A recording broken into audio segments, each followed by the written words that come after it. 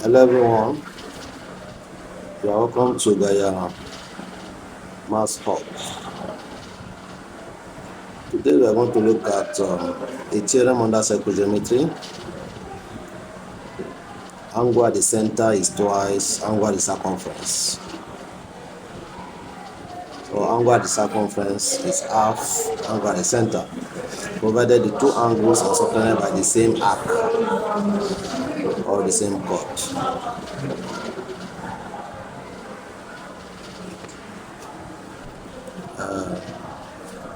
How do you prove this theorem? In any mathematical proof, there are steps to follow. We have 4 major steps. Number 1 is given items. You list all the given items in your statement. Number 2, you show what you want to prove. Number 3 has to do with construction and labeling. Okay. If you have a diagram,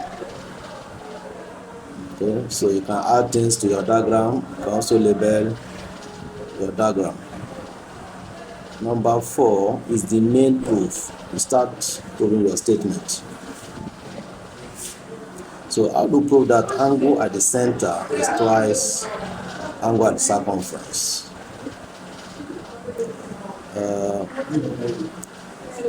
Given a circle ABC with center O, to prove that angle ACB equal to half angle AOB, let's join point O to point C and label angle ACO equal to alpha and angle BCO equal to theta. Now,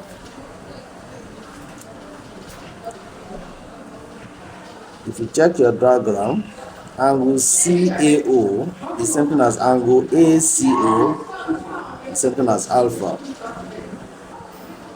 Okay, because triangle OAC is an isosceles triangle. At the same time, we have angle CBO equal to angle BCO equal to theta. Same reason. These angles, okay, in an isosceles triangle. Now, in triangle OAC, we can add the 3 angles together. Angle AOC, which represents the angle at the center, plus alpha equal to 180. So from there we can get angle AOC equal to 180 minus 2 alpha.